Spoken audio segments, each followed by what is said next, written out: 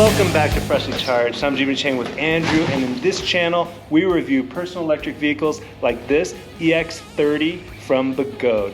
It's an electric unicycle. It's the purest form of personal electric transportation. It's just a wheel, a motor, a battery, and some computer brains. Andrew, what do we have to expect? Speeds of 55 plus miles per hour, C40, 4,000 watt motor, 3,600 watt hour batteries, and a bunch of upgrades that Begode has finally listened to some of the things we've asked. Special thanks to Alien Rides for sending this over. Let's go ahead and get this unveiled. Quality assurance checklist from Alien Rides. And so what that checklist does over at Alien Rides, they go through, they unbox, they do a quality assurance checklist to make sure that all these things are working. These suspension pumps, they work, but we definitely think you should upgrade these. Alien Rides reflective sticker. This is a 134 volt charger with a 3 amp output. The charge rate on this, it's kind of mixed. I've been looking at it. Some people say 6, some people say 10 hours. I would say it's probably gonna be more like 10 hours is what my estimation is. And that's charging from 0 to full, right? And rarely are you ever gonna go all the way down to 0. At first I thought, the pads were already installed, and if you saw one of our previous Begode videos, what was it, the Master Pro, those pads can be a pain in the butt to install, and I think I said in there I'm willing to pay like $100 for someone to put these on, just because it's that cumbersome. This weighs 120 pounds. Oh, that wasn't too bad. I do like that they put handles on it finally. It'll be in transport mode. Ooh, that is loud, wow. That's an extra loud beat. Should be at a transport mode now. Let me turn it off and then on. There we go.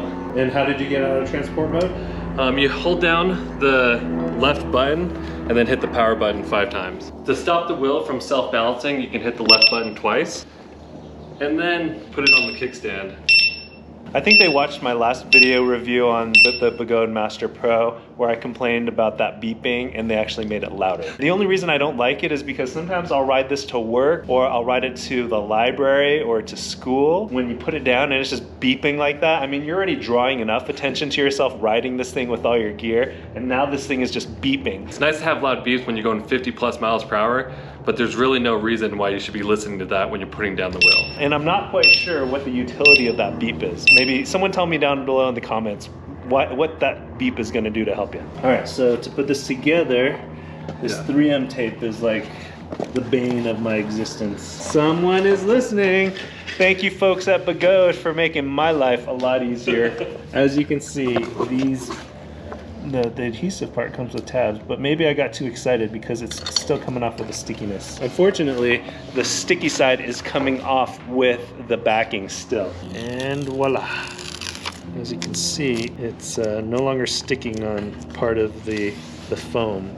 Andrew's heating up the wheel and the adhesive just a little bit to see if that'll help increase the adhesive properties. Oh yeah, it's a lot more sticky that I heated it up a little bit. And while heat may be adhesive's best friend, heat is not a batteries or electronics best friend. So make sure you don't overheat the batteries or the electronics on this guy. This was the RockShox that a lot of you guys recommended. This is the stock one. This is the RockShox one, and you can see it's a lot more of a plunger action, so you don't have to pump as many times. So there's also been a design change in the angle of the suspension, which makes it a lot easier to pump air into the suspension. This is the Master Pro, and you'll see the valve to fill in the suspension it's just so close to this knob when you're trying to screw it in and out, and it points it straight down at a weird angle, so you have to kind of lift up the kickstand and be pumping it up. You can't be pumping it up when it's on its kickstand. But with this new design here, big thing is the kickstand's not in the way.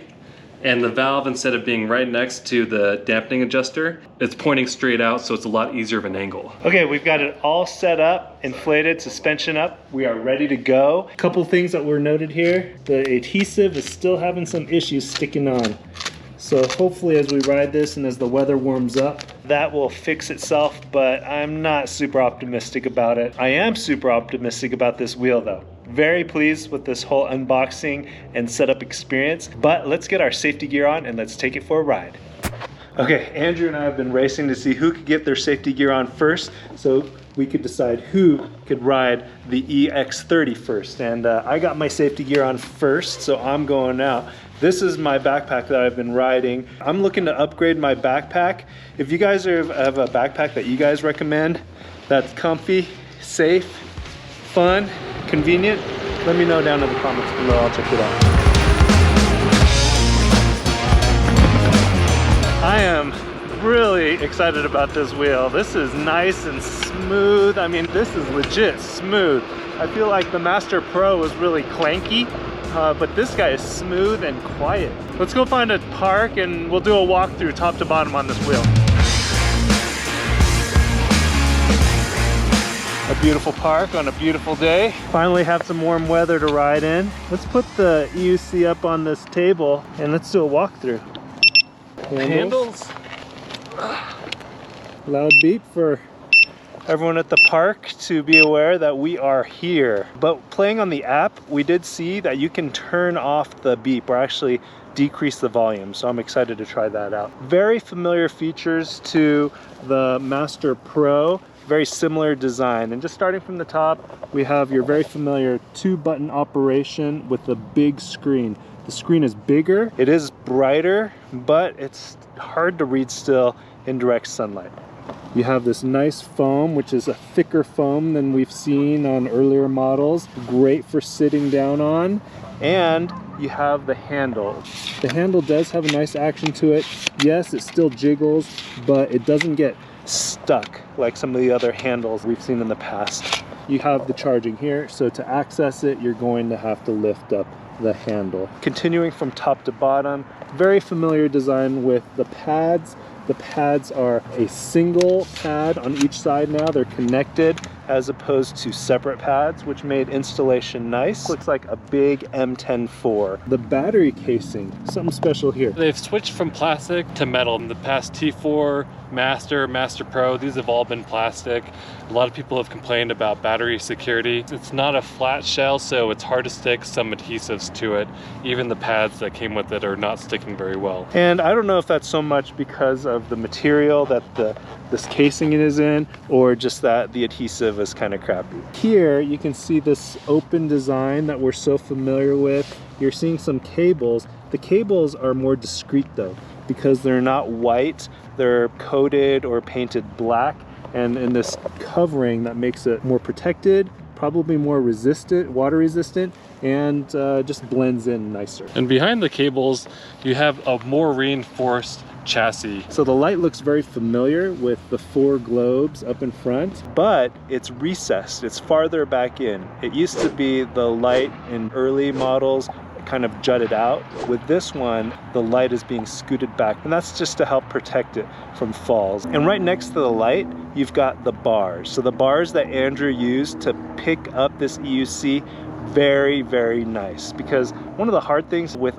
some of these EUCs is where do you grab onto? What do you hold onto? And in this case, they thought about that. And here you see this design. And the reason why this is nice is it will help absorb any impacts if your wheel were to take a head-on collision. The taillight has changed. It looks sleek, it's acrylic, has really cool designs, and a lot easier to see than the one that we see on the Master Pro. The Master Pro, sometimes I can't even tell if it's on or off. The suspension is tucked away inside, so it's protected. It's a lot more protected than what we saw on the Master. The other big thing is there's no kickstand up here. It's down in the rear. The suspension has 80 millimeters of travel, and it's an air adjustable suspension. Just like this cable is wrapped in black, inside is the same. You've got your big beefy cables in there, also wrapped in black. Take a peek inside the suspension and the linkage there a little bit. You've got that internal metal fender. Let's talk about the fender in the back. So this is a very familiar fender that we've seen in a lot of EUCs from Begode. Just plastic,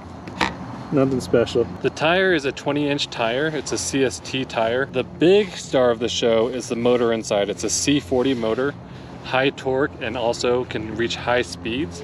So it's ultra fast, a little bit heavier than we've seen in the past. But the rim is also a 3-inch wide reinforced rim. And why that's huge is it's going to prevent rim damage when you drop off curbs or hit a rock or something crazy. If you have low pressure, the 3-inch reinforced rim shouldn't break or snap as easy. The pedals are new pedals. They're about half the weight of what we see on the Master Pro. They're bigger holes and it's thinner, you'll see. CNC metal spike pedals, but half the weight. There are fewer spikes than on, say, the Master Pro, but I felt super stable just riding over here. One other thing I just want to touch base on is the batteries are mounted a lot lower on this wheel compared to the Master and Master Pro. It's supposed to help with making it feel solid when traveling at higher speeds. So I've seen people report going 55 miles per hour plus on this wheel with great stability, no speed wobbles at all. One of the things that I really like about this suspension system and this wheel in general, it's so much quieter than some of the other suspension wheels that we've tried from Begode, which has a lot of rattling. Let's wait till we get to where it's a little darker and you guys can see exactly how fast this can go when we do a no-load speed test. But for right now, you have yet to try it, Andrew. Ready to give it a spin? Yeah, I'm excited. I'm not going to push it full speed, but I definitely want to try out this torque on this wheel. And that's because we have yet to charge this. It's straight out of the box. We haven't plugged it in yet. We were just too excited to get this on the road and get this right.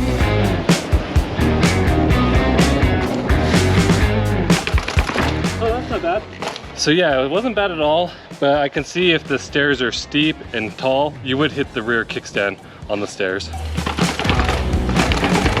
That sounds really good. This is one of the more quiet suspension systems that we've ridden. And the reason why being quiet is important is it shows you that there aren't loose, rattly parts. Oh, that's not great. This wheel's fast, maneuverable, hops curves with ease because of all the torque. This is a pretty sweet wheel. Not perfect, but we'll tell you more in our full review. Let's do a no-load speed test. 64. All right, that was the no-load free spin test in miles. Let's see what it looks like in kilometers. We like those big numbers. Okay, so it's 90, 104. And we're at 50% battery, so that may be why it's not letting us go to 120. First impressions on this wheel, Andrew? Strong, fast. I think Andrew is really enjoying this wheel. We're gonna put some more miles into it, so stay tuned for our full review video. Thanks for watching, and when you guys ride, wear your safety gear.